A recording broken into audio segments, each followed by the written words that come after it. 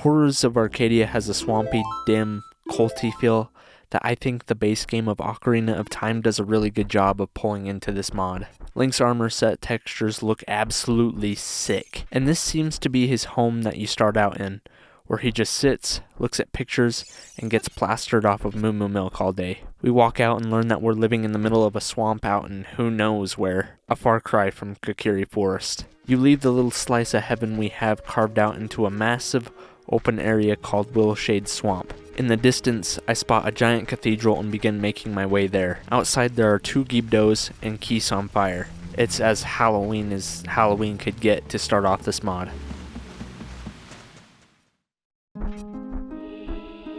Okay, maybe this wasn't a cathedral, but simply a church. We make our way up to the podium, and on the podium, there's a book that lays open that reads, "Held at midnight. The ritual seeks to fuse the spirits of the dead with the living through their captured images. From stillness to motion, from memory to flesh, spirits arise and possess. By their image we summon, by their gaze we surrender, by flame we destroy. Let what was held now be broken. Let the dead claim our flesh. Their will moves through us. The veil is torn. We are one with the dead, and all shall be reborn in ruin." Well, okay. I'm not sure what this means yet, but I'm guessing we will probably return to this. We poke our head a little bit around the church to see if there's anything else to find that will help us, but all I am able to find are these creepy paintings on the walls. So we leave and make our way across these lily paths that take us across the Willowshade Swamp to a cave-looking area, which really led to nothing as far as I'm aware. So back across the swamp. I find these rocks which I'm clearly going to need the Goron hammer for, so I mark this down to return to for later. We go to an incline across the field that takes me to a big ranch area with a waterfall and a lot of ground. Making our way over to the building, we're able to hear chickens. Huh, it doesn't seem so bad over here. Boom. We get ambushed by a couple of Stalfos and they kick my ass since it's been a while since I played this game.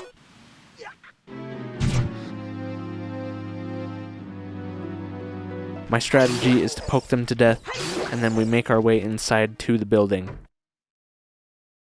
Eldrick's house is the only little taste of solitude we can obtain in this haunted green bog out in the middle of nowhere. We speak to this man, who says, "Link, you showed up just in time. Did you defeat those monsters outside? We might be safe here for the time being." "Listen, Link, it's my son Eldrick. I told him not to leave, but he insisted on helping the others get to safety. I haven't seen him since. I went looking for him, but what I found was not my son. I saw, listen, I have no idea what that was. This was some beast that looked terrifying. You could feel its evil presence even after it left. He was heading for the Crucible. Please help find my son, Link." "Sounds good, old man. Nice place you got here. You got any hearts? 'Cause we're dying." Inside of the bedroom sits who I'm guessing is this man's wife, who says to us, "Oh, I can't bear it. I hope my son is still alive. Why must evil follow us wherever we go? Poor Roland. I know he feels hopeless, but I could not handle losing him out in this mess too. We've been in here for 2 days. When we find our son, we will be moving to Central Arcadia. You should come too if you plan on staying alive. Link, I know we can depend on you. You are like a son to us. Eldrick has to be alive. Please find him before it's too late." So through this dialogue, we learn a few more things. That the man out in the living room's name is Roland, that we're somewhere outside of Central Arcadia, which seems to be a safe haven, and that tragedy seems to have struck this swampy area suddenly out of nowhere. So a new quest, find Eldrick. I make the decision to run back and check on these chickens, and these little dead hand dudes have been snacking on them from the looks of it, and jumped on me like a head crab. These little dudes are so annoying. They're like the bloodsuckers from Bloodborne, and those dudes pissed me off. We clear out these little guys and go check out the waterfall. The waterfall has a cave behind it. Yes! And we enter to find out what's going on. Following the cave leads us to a couple rats guarding the Arcadian shield. I love the design and the black with red. always a sick-looking shadow/edgy look. Following the rest of the cave brings us a couple more rats to slay, and a huge open room with some red poes ready to fight us. On slaying them, we get a text box that says, "You may have dispatched me, but you could never destroy the great Azur." Some being is the culprit behind making all this manifest in this part of Arcadia. After killing both of the poes,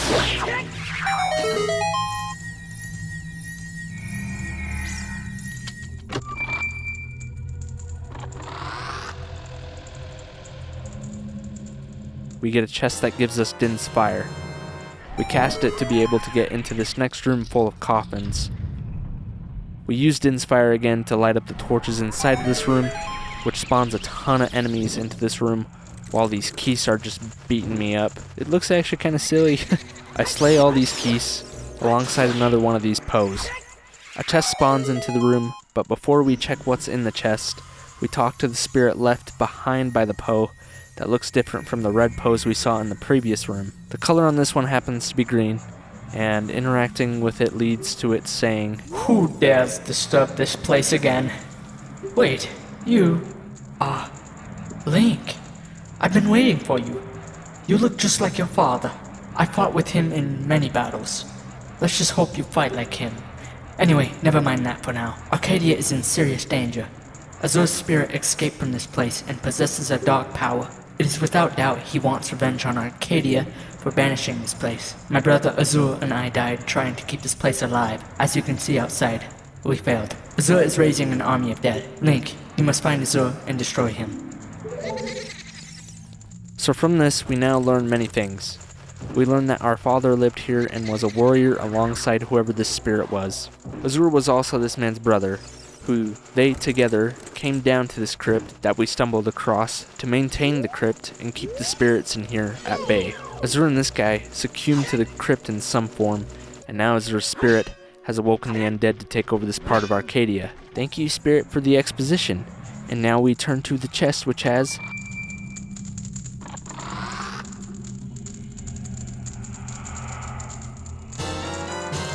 the bow. We shoot the eye above the door to another room and stumble across a gruesome scene. We approach one of the notes next to one of the bodies, and it reads, "To whoever finds this, I fought it at first. The voices. It started as a whisper, something I could ignore. I feel their spirits within me. They torment me and everyone around me. I don't know why they chose me, but they did. They led me here, made me do evil things. I am now merely a slave to these spirits of the dead. What I have done could never be forgiven. They have a thirst for vengeance. It is insatiable. They want more. Azur will bring Arcadia to its knees." There doesn't seem to be anything else in this room, so we begin to backtrack with our newly acquired items to see if we can get access to anything new. Azur seems to be a spirit that draws in live beings and forces them to do ominous evil acts. Based on interpreting the room, the civilian came down here with other civilians who murdered each other, coaxed in by voices from Azur. Azur is from an earlier time, and these people in here that are dead are our peers, who were brought here by the older spirit, Azur. In Willowshade Swamp, I climb up some vines along the wall, then find an older bald man made of skin and bone who looks blind. He says, "What? Are you gonna run away like everyone else? It is no wonder this land was banished from the kingdom of Arcadia. Nobody here stands up and fights for what's right anymore. Anyways, I'm not asking for a hero now. This evil has destroyed everything I own. Why don't you just leave me alone? I am ready to die." "Okay, man, this place is dark." He confirms that most people have already fled. There's a red poe on the side of the man's rundown home that repeats the message about Azur. All the red poes do this, so all of them seem to be controlled by Azur. Just keep that in mind from here on out. More exploring brings me to an invisible wall with another heart container and a painting that doesn't seem to do anything. These paintings seem to have some significance that I'm not catching on to. So we make my way back to the church in Willowshade Swamp to reread that book from the podium from earlier. From stillness to motion. By their image we summon. We start just shooting the paintings and find that the biggest one actually burns up once we shoot it with a bow. Immediately we get ambushed and humped by Gibdo, swiftly kill them, and get a chest that gives us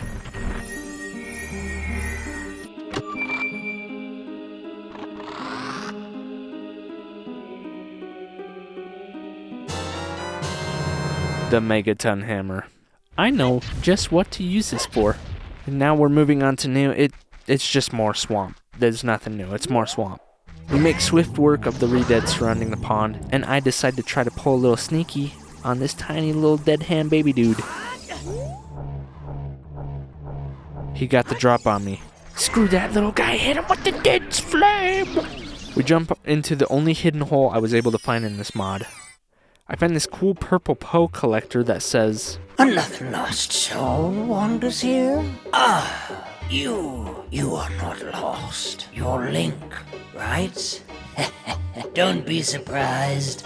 I can read your mind. Ever since the great Azur finally woke up, this place has been full of lost souls. Will you also be one soon? I know you're on your way to fight Azur, but let me warn you, it won't be easy. Azur is a very powerful being. If that won't stop you from continuing, well, take this. You'll need it. Don't worry. If you so happen to fall to Azur, I'll collect your soul. Good luck. we get a blue potion, whatever that does. The foreshadowing here is strong with this one. Let me tell you, Azur is a pretty powerful guy. Making our way back to the surface, I go up to the stairs that were towards the beginning of this area, and they lead me to a big hut with a green Poe that takes a ton of sword stabs and slices to end. Unaliving him doesn't bring us a dialogue box this time, but drops a chest that gives us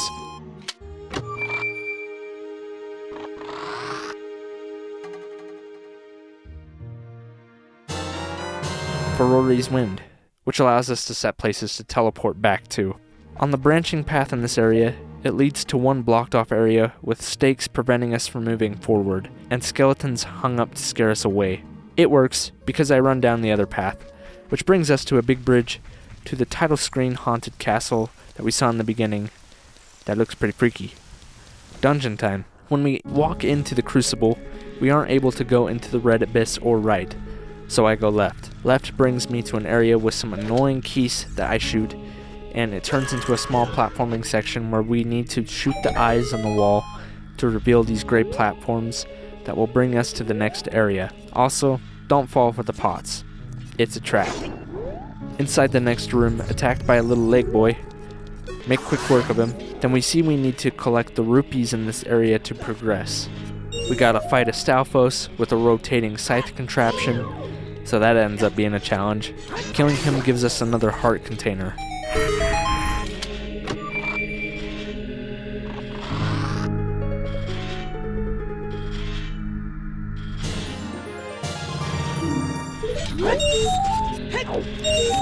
Collecting all the rupees gives us a key to the next area that is just outside where we were platforming.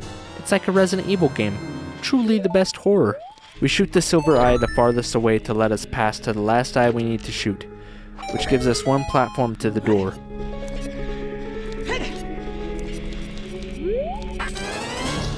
We get the mini-boss of the hack. The strategy with this guy I found to be the easiest is to just poke him from a mid-distance and backflip away. His armor starts to fall away the more you progress the fight, which is a really neat touch from the mod. Working his armor away reveals his third eye, and the next couple hits ends him.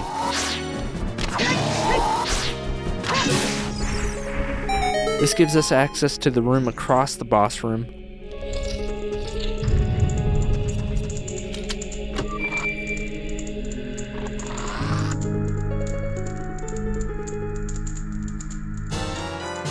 With a chest that gives us the long shot, that allows us to access the opposite room in the main hallway where we entered the Crucible. Up top, exiting, there's a hookshot location that takes us to a crystal that spawns platforms to a small chest.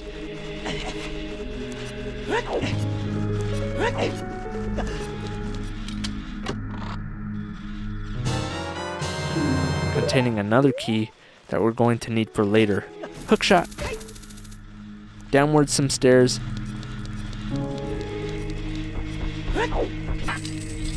And we jump into this fleshy hole that you know to be the one and only true horror of a boss in Ocarina of Time. Dead Hand. Why did they put this man into a children's game? I seriously have no idea. I find the easiest way to deal with the hands is to use the magic twirl that Link has. Dead Hand is very dead hand. Onwards we find some keys next to a blood fountain that looks pretty cool. Ignoring the room that requires the key we found earlier, I run to the room to the left. There's a switch we hit with the Megaton hammer that fills the floor with blood. We escape the room and swim through the flooded basement of blood to where we come across a ladder that brings us to another switch that brings the blood level back down. Also, another small chest with a key. In the last room, I start slashing away at a couple floor masters that spawns little floor masters. Kill all them. Then I kill a big Skullta that isn't the brightest I've seen in my experience with Zelda dungeons. That brings us to the final switch that completely empties the area of blood. This room has a couple of re-dead that I chop up before painfully discovering that my childhood nightmare also resides in this room.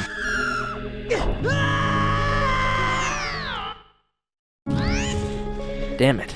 Coming back, I have the most desperate attempt of killing this wallmaster by flailing my sword and just spamming the attack and roll button to not be sent back to the beginning of the Crucible. Successfully defeating him drops more rupees than I'll ever need, and I make quick work of the re-dead that made getting rid of the wallmaster so difficult. The next room has pots and a tree. We climb up the tree and have to hop our way across the pillars holding up the roof.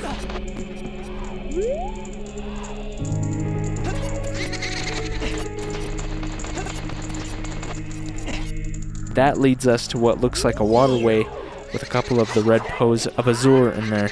We get rid of them and then walk into the room sandwiched in the waterway. Inside, we fight two Stalfos.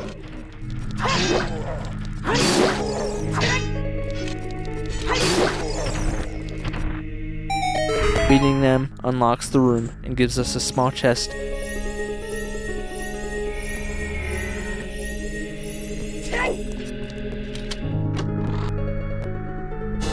that contains another key.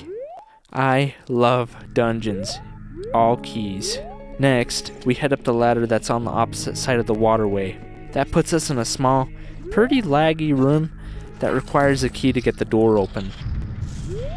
This room is a mess. After running around, pushing around a statue, and using the hookshot to collect all the white rupees, the flame clears inside of the room, and we climb up the chain link wall to figure out what's on the other side. Get it? Because I said link. It has a crystal switch that you have to whack, and that activates an elevator that brings us back to the very beginning of the Crucible, revealing now that a chain link bridge is now allowing us to cross. Running up the stairs, we come across a big black hole in the ground. We make the decision to hop into the abyss.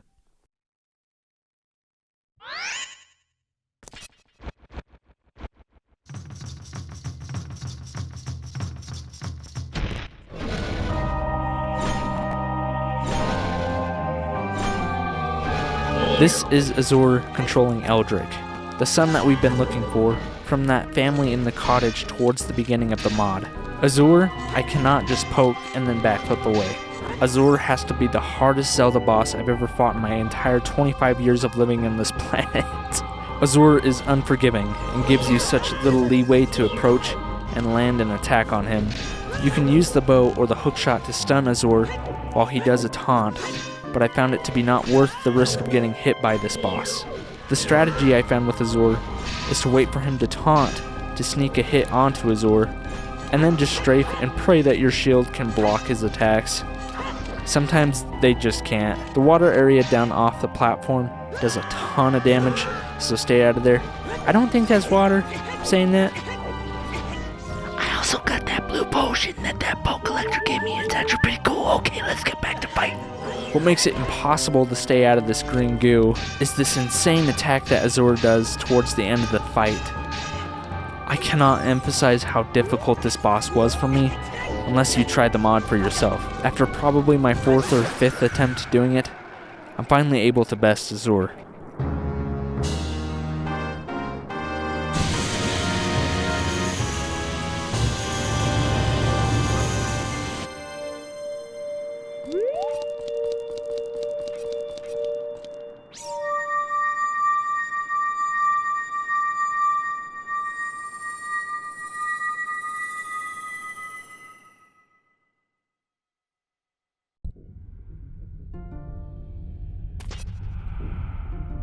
We're dropped into a fleshy, ethereal area with a bunch of re-dead. I begin running. It seems that ending Azur has done something to Link. That Link himself is now having a vision due to running very close to the evil spirit, Azur. At the very end of the vision, there beams a light blue light with a man standing in front of it, waving us down.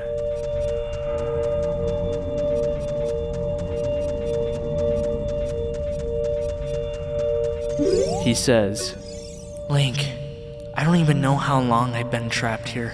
I'm not the same Eldrick. I can't believe he's gone. I thought that I would be here forever. My family must be worried sick. I'm grateful that you saved me, but there are many more out there. Azur is only one of many evil spirits. Link, I have something to tell you. Every time you kill a spirit like Azur's, a portion of that dark power is absorbed by you. Be careful, Link. If you continue on this journey, you might just become the very thing you're fighting. Something fierce. Anyways, it's time to leave this place. Thank you for everything, Link.